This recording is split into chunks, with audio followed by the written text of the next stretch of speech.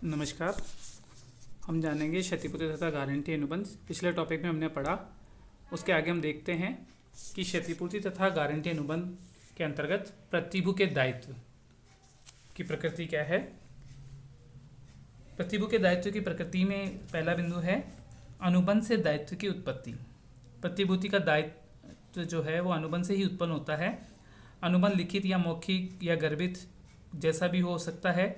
इसके अतिरिक्त गारंटी अनुबंध में प्रतिभू तभी उत्तरदायी ठहराया जा सकता है जबकि अनुबंध की सभी शर्तें स्पष्ट एवं निश्चित हो। जिन कार्यों वचनों के लिए गारंटी नहीं दी गई है उनके लिए प्रतिभू को उत्तरदायी नहीं ठहराया जा सकता, मतलब जो गारंटर है उसको उत्तरदायी नहीं ठहराया जा सकता।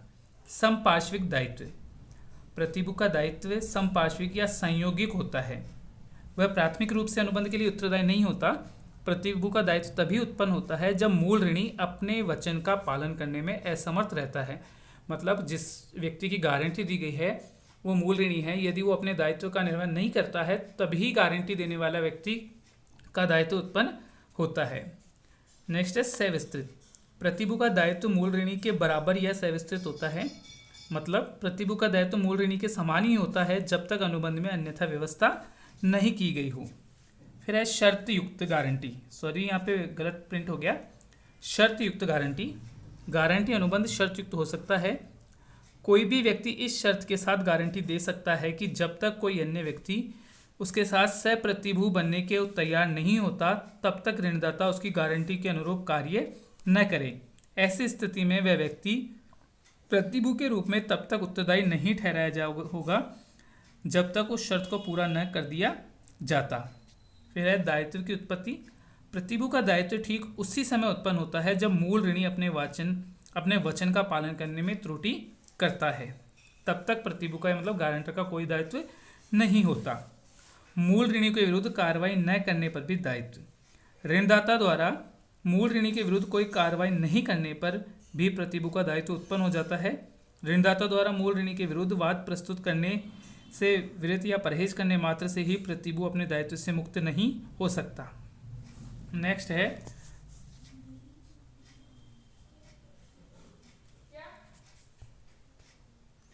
मूल अनुबंध के व्यर्थ या व्यर्थ नहीं होने पर दायित्व। कुछ ऐसी दशाएं हैं जिनमें मूल अनुबंध तो व्यर्थ या व्यर्थ नहीं होता है किंतु प्रतिभू का उत्तरदायी रहता है। जैसे अनुबंध करने के अयोग्य व्यक्ति। जब मूल ऋणी अनुबंध करने के अयोग्य होता है, जैसे अवयस्क है, तब मूल अनुबंध व्यर्थ होता है किंतु फिर भी प्रतिभू का उत्तरदायित्व होता है। ऐसी स्थिति में प्रतिभू ही मूल ऋणी माना जाता है। अतः ऋणदाता एवं प्रतिभू के बीच अनुबंध को ही मूल अनुबंध मान लिया जाता है। या अवधि वर्जित ऋण। जब कोई ऋण अवधि वर्जित हो जाता है तो भी मूल ऋणी अपने दायित्व से मुक्त हो जाता है किंतु गारंटर या प्रतिभू जो है वो अपने दायित्व से मुक्त नहीं होता। मूल ऋणी का दिवालिया होना। यदि मूल ऋणी दिवालिया होने पर भी मूल ऋणी तो ऋण मुक्त हो जाता है किंतु जिसने गारंटी दी है वो दायित्व मुक्त नहीं होता।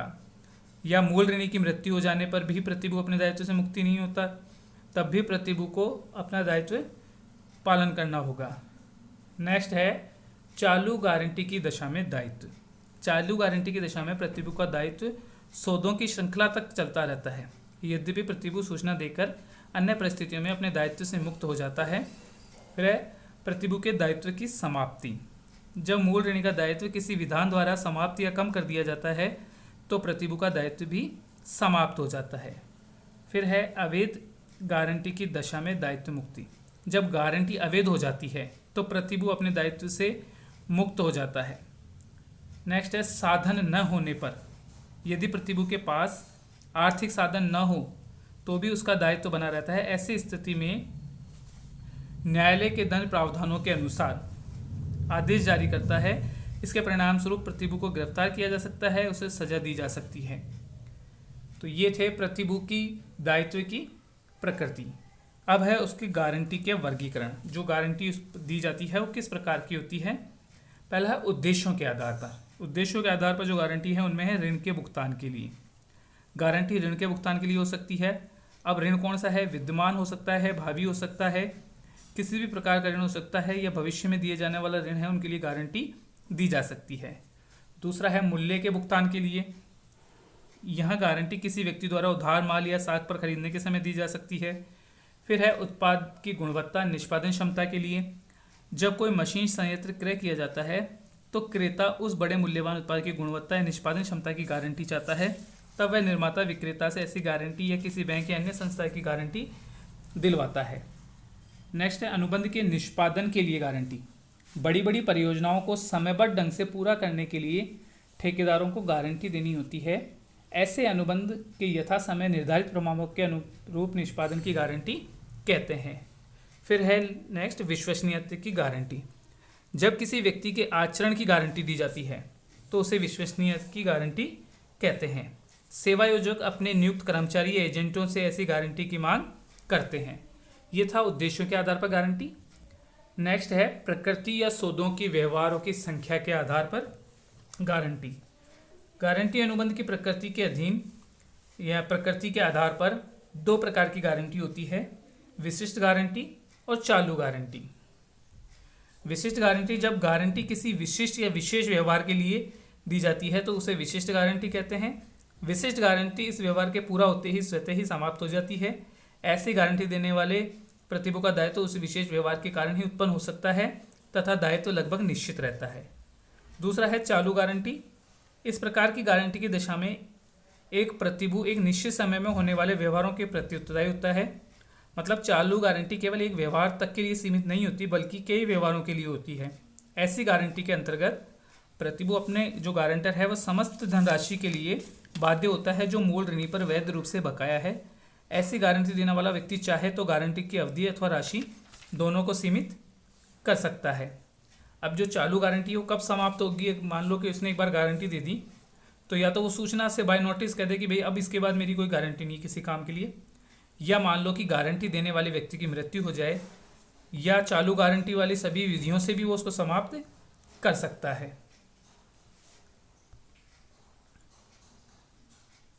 चालू गारंटी समाप्ति का जो खंडन है वो तीन तरीके हैं, या तो सूचना के द्वारा, जैसे कोई सूचना नोटिस दे दिया जाए कि अब मेरी किसी प्रकार की गारंटी नहीं है, या जो प्रतिभू है उसकी मृत्यु, या प्रतिभू दायित्व की मुक्त विधियों से मुक्त हो जाए।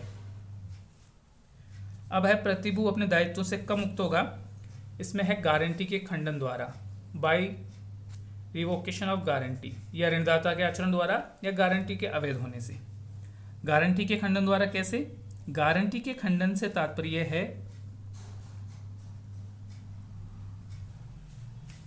कि सब गारंटी के खंडन, जैसे हमने बताया कि सबसे पहले खंडन की सूचना द्वारा कोई भी प्रतिभू गारंटर जो है वो गारंटी के खंडन की ऋणदाता को सूचना देकर चालू गारंटी को समाप्त कर सकता है। गारंटी की खंडन की सूचना देने के बाद मूल ऋणी तथा ऋणदाता के बीच हुए व्यवहार के लिए प्रतिभू उत्तरदायी नहीं ठहराया जा सकता। दूसरा, प्रतिभू की मृत्यु द्वारा। किसी विपरीत अनुबंध के अभाव में प्रतिभू की मृत्यु होने पर चालू गारंटी समाप्त हो जाती है तथा प्रतिभू की मृत्यु के पहले के व्यवहारों के लिए प्रतिभू दायी होगा।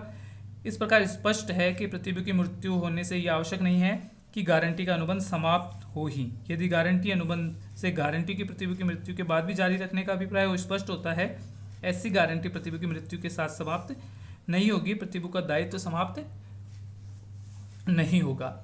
किसी विपरीत अनुबंध के अभाव में साझेदारी फर्म को दी गई गारंटी अथवा फर्म के कार्यों के लिए पक्षकारों को दी गई गारंटी उस समय समाप्त हो जाती है जब फर्म में से किसी प्रकार का परिवर्तन किया जाता है या फर्म का समापन हो जाता है। फिर है नवीनीकरण द्वारा। जब गारंटी अनुबंध के तीनों पक्षकार किसी गारंटी अनुबंध के स्थान पर नया गारंटी अनुबंध कर लेते हैं तो पुराना गारंटी अनुबंध स्वतः ही समाप्त हो जाता है और ऐसे में पुराने गारंटी अनुबंध में प्रतिभू का दायित्व भी समाप्त हो जाता है। फिर एक कंडीशन है प्रतिभू के पागल होने पर। कोई भी प्रतिभू गारंटर भविष्य में अपने दायित्व से मुक्त हो जाएगा यदि उसके पागल होने की सूचना ऋणदाता को दे दी गई है। तो ये तो था कि गारंटी के खंडन द्वारा। दूसरा है ऋणदाता के आचरण द्वारा। प्रतिभू अपने दायित्व से तब मुक्त हो सकता है जब ऋणदाता के आचरण किस प्रकार के हों। पहला है गारंटी अनुबंध में हेरफेर या परिवर्तन द्वारा। यदि प्रतिभू की सहमति के बिना ऋणदाता तथा मूल ऋणी ने गारंटी अनुबंध की शर्तों में किसी प्रकार का हेरफेर या परिवर्तन किया है तो गारंटी अनुबंध समाप्त हो जाता है और प्रतिभू ऐसे हेरफेर के बाद हुए व्यवहारों के लिए अपने दायित्व से मुक्त हो जाता है। दूसरा है ऋणदाता द्वारा मूल ऋणी को दायित्व से मुक्त करना। जब कोई प्रतिभू अपने दायित्वों से उस समय भी मुक्त हो जाता है जब या तो मूल ऋणी तथा ऋणदाता के बीच कोई ऐसा ठहराव होता है जिसमें ऋणदाता मूल ऋणी को उसके दायित्वों से मुक्त कर देता है। ऋणदाता कोई भी ऐसा कार्य अथवा भूल करता है जिससे मूल ऋणी का वैधानिक दायित्व समाप्त हो जाता है। नेक्स्ट है मूल ऋणी से व्यवस्था अथवा समझौता होने पर। यदि ऋणदाता व मूल ऋणी प्रतिभू की सहमति के बिना कोई ऐसा अनुबंध करते हैं जिसके द्वारा वे कोई समायोजन कर लेते हैं अथवा अवधि बढ़ाते हैं, या ऋणदाता मूल ऋणी पर वाद प्रस्तुत नहीं करने की प्रतिज्ञा करता है, तो प्रतिभू अपने दायित्व से, मतलब जो गारंटर है वो अपने दायित्व से स्वतः ही मुक्त हो जाता है। नेक्स्ट है ऋणदाता के कार्य अथवा भूल द्वारा। यदि ऋणदाता कोई ऐसा कार्य करता है जो प्रतिभू के अधिकार अथवा हितों के विरुद्ध है, अथवा वह कोई ऐसी भूल करता है जिसको पूरा करने का उसका उत्तरदायित्व है, इसके परिणाम स्वरूप प्रतिभू को मूल ऋणी के विरुद्ध कार्रवाई करने के अधिकार में किसी प्रकार की बाधा उपस्थित होती है, तो प्रतिभू अपने दायित्वों से मुक्त हो जाएगा। या फिर ऋणदाता द्वारा जमानत खोने पर।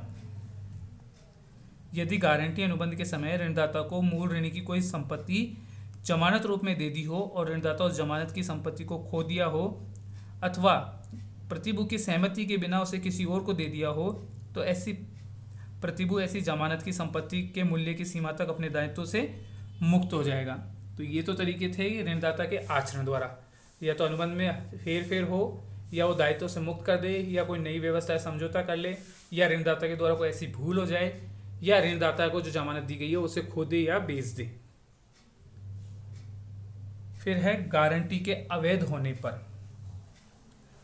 पहला तरीका है इसमें मिथ्या वर्णन द्वारा गारंटी प्राप्त करना। जब कोई ऋणदाता मिथ्या वर्णन के आधार पर प्रतिभू से गारंटी प्राप्त करता है, तो ऐसी प्रतिभू ऐसे गारंटी से उत्पन्न दायित्वों के लिए उत्तरदायी नहीं होगा, क्योंकि गारंटी अवैध है। या फिर दूसरा है छिपाव द्वारा गारंटी प्राप्त करने की दिशा में। जब कोई ऋणदाता मूल ऋणी के संबंध में किसी महत्वपूर्ण बात को छिपा कर गारंटी प्राप्त कर सकता है, तो ऐसी गारंटी अवैध होगी और प्रतिभू के दायित्व से वो अपने मुक्त हो जाएगा। फिर है सह प्रतिभू द्वारा गारंटी न देने पर।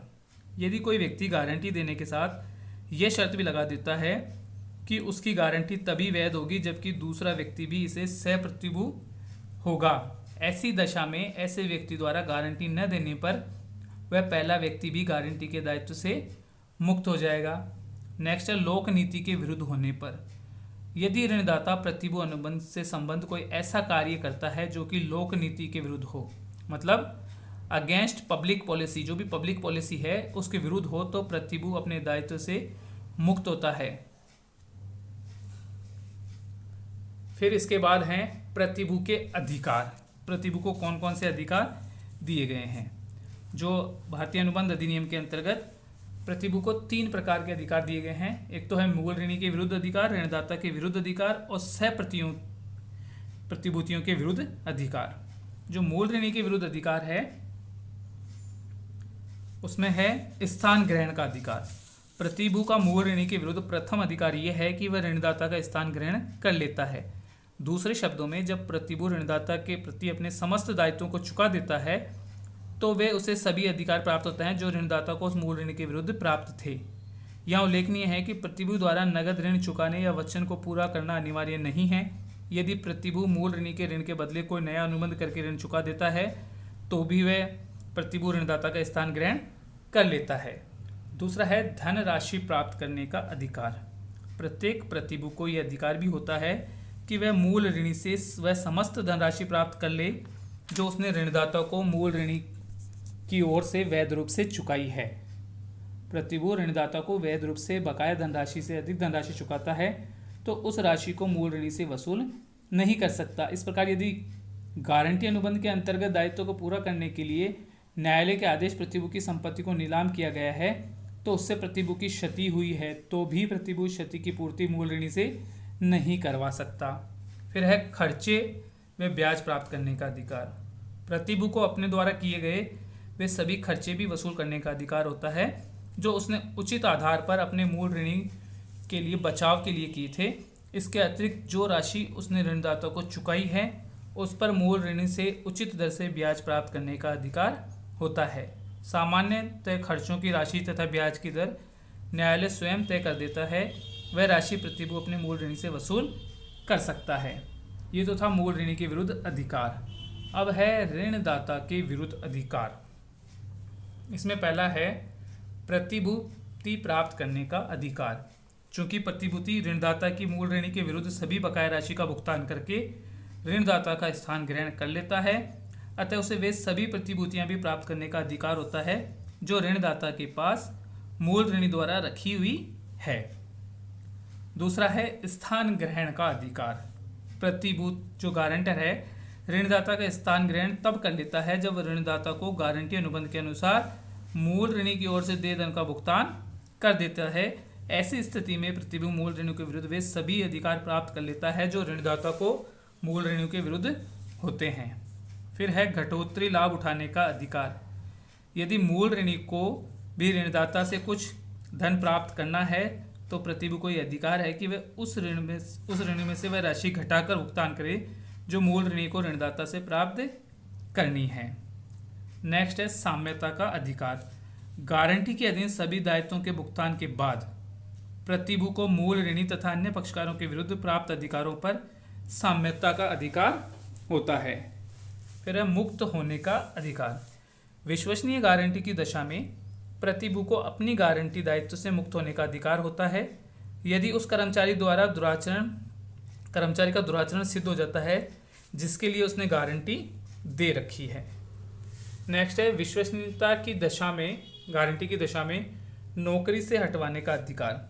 यदि किसी व्यक्ति के आचरण की विश्वसनीय की गारंटी दे रखी है और उसकी बेईमानी सिद्ध हो जाती है तो प्रतिभू अपनी गारंटी दायित्व को पूरा करने के साथ ही उस व्यक्ति को सेवा से हटाने के लिए ऋणदाता को बाध्य कर सकता है। यदि ऋणदाता उसको नहीं हटाता है तो प्रतिभू भी अपनी गारंटी के दायित्व से मुक्त हो जाता है। तो ये तो थे ऋणदाता के विरुद्ध अधिकार। अब है सह प्रतिभूतियों के विरुद्ध अधिकार। पहला है अंशदान प्राप्त करने का अधिकार। जब कई सह प्रतिभूतियों में से किसी एक प्रतिभू को संपूर्ण दायित्व को चुकाना पड़ता है तो वह अन्य सह प्रतिभूतियों से अंशदान प्राप्त कर सकता है। जब किसी एक ही ऋण के लिए एक से अधिक व्यक्ति गारंटर बनते हैं और मूल ऋणी त्रुटि करता है तो प्रत्येक सह प्रतिभू को मूल ऋणी का भुगतान करने के लिए बराबर अंशदान करना होगा। किंतु यदि सह प्रतिभूतियों में से किसी एक प्रतिभू ने समस्त ऋण का भुगतान कर दिया है तो उसे प्रतिभू को अन्य प्रतिभू से बराबर अंशदान प्राप्त करने का अधिकार होगा। फिर है भिन्न भिन्न राशि। इसी में एक होता है कि अलग अलग राशि के दायित्व वाले सह प्रतिभू, मान लो कि जो सह प्रतिभूति हैं वो सब एक अलग अलग निर्धारित राशि की उन्होंने गारंटी दी है, तो जो मूल प्रतिभू है वो उन सब से उनके द्वारा जो उनकी सीमाओं के भीतर निर्धारित अंशदान है वो प्राप्त करने का अधिकार रखता है। फिर है मुक्त प्रतिभू की दशा में यदि ऋणदाता ने किसी सह प्रतिभू को उसके दायित्व से मुक्त कर दिया है तो वह अन्य प्रतिभू दायित्व से मुक्त नहीं होते हैं। इतना ही नहीं, ऋणदाता द्वारा किसी प्रतिभू को उसके दायित्व से मुक्त कर देने से भी अन्य प्रतिभूओं के प्रति दायित्व मुक्त नहीं होता है, उसका अन्य प्रतिभूओं का अंशदान करने का दायित्व बना रहता है। फिर है प्रतिभूति के लाभ में हिस्सा बांटने का अधिकार।